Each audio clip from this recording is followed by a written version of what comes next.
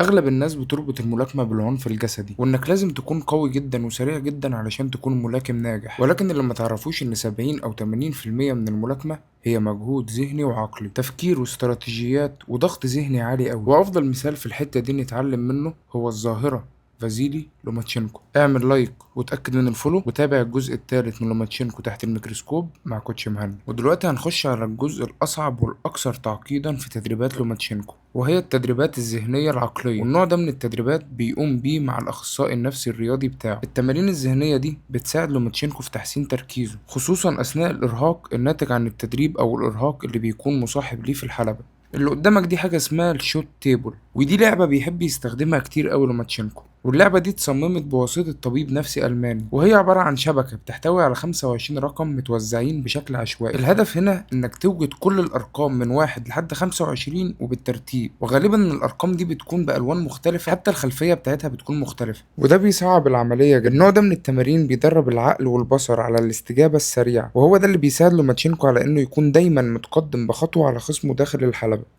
التمارين الحسابية، شفنا لوماتشينكو كتير ماسك بلوكات كده وبيلعب بيها شبه الدومنة، ولكن كل بلوك يا صديقي من البلوكات دي عليه مسألة حسابية، ولوماتشينكو لازم يحلها وكمان يطابق الحلول مع بعض. والنوع ده من التمارين بيعمل على إبقاء العقل في حالة تركيز حتى أثناء الإرهاق البدني، وكمان بيديك قدرة عالية جدا على تحليل المواقف وإيجاد الحلول في لحظات القتال الصعبة جدا. تمارين التوازن والتنسيق، شفناه برضه هو بيمسك مكعبات كده وبيحركها. المكعبات دي اسمها مكعبات جينجا، وبيتحرك بيها بيدينه الاتنين في نفس الوقت، وده بيساعده على انه يصبح اكثر قدرة على استخدام اليدين بالتساوي. زائد كمان ان هو بيحسن التنسيق العقلي اثناء الحركة. موازنة القطع دي والتدريب عليها بالشكل ده بيشبه تماما اللي بيحصل في وضع القتال داخل الحلبة. الاخصائي النفسي بتاعه بقى بيقولك ايه؟ بيقولك التمارين دي خاصة لمرونة العقل. تخيل نفسك بتعمل التمارين دي بعد 3 ساعات من التدريب العضلي المرهق جدا، وانت ساعتها بتكون محتاج لإراحة عقل. هنا بتنتقل من العمل العضلي إلى العمل الذهني، والطريقة دي أفضل طريقة لتحسين التفكير. التمرين المفضل عندي الرياكشن لايتس. لوماتشينكو كان من أوائل الملاكمين اللي استخدموا أضواء رد الفعل دي قبل أن تصبح شائعة ومنتشرة ما بين الملاكمين. والنوع ده من التدريب بيعلي سرعة رد الفعل بشكل جنوني، ومش أي رد فعل. ما تفكرش إن هو بيخبط كده على أي نور وخلاص، أنت في عندك لونين ولون واحد بس هو المستهدف. فما تفكرهاش سهلة كده. أنا عايزك تصحى معايا بقى عشان اللي جاي خطير ومحتاج تركيز.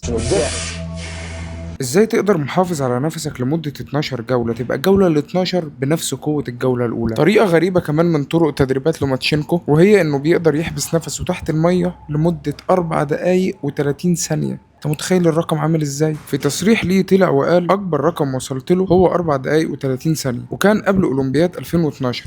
استغرق الامر مني سنوات حتى وصلت لهذا المستوى. الان اقدر ابقى تحت الماء لمدة 3 دقايق، ولو تدربت يوميا اعتقد اني اقدر احطم الرقم تاني. بيقولك ان التدريب ده بيساعدك ان انت تسيطر على القتال وعلى خصمك. بسبب التمرين ده انا بنفس القوة في الجولة ال 12 زي في الجولة الاولى بالظبط. التمارين تحت الماء بتدرب العقل والنفسية وساعدتني كتير. الكلام ده لوماتشينكو هو اللي قاله بنفسه. كل فيديو جديد في السلسلة دي لوماتشينكو هثبت لك قد ايه ان لوماتشينكو فعلا كان ظاهرة وملاكم ما حصلش قبل كده، واتوقع انه مش هيحصل تاني. طب هو ايه الجهاز اللي كان في الاول ده يا كوتش؟ الجهاز ده يا سيدي اسمه باور بريز. طب هو بيعمل ايه؟ احنا علشان نمرن عضلاتنا لازم بنحط عليها حمل او مقاومه زي الاوزان كده. فانت يا برنس عندك عضله كده تحت الرئتين، وهي اللي بتتحكم في التنفس بتاعك وتخلي الرئتين تطلع وتنزل. العضله دي اسمها عضله الحجاب الحاجز. الجهاز ده بقى هو الدمبلز والاوزان بتاعه العضله دي. عايزين الفيديو الجاي عن تدريباته البدنيه، ولا عن الفوتورك، ولا عن ذكائه جوه الحلبه؟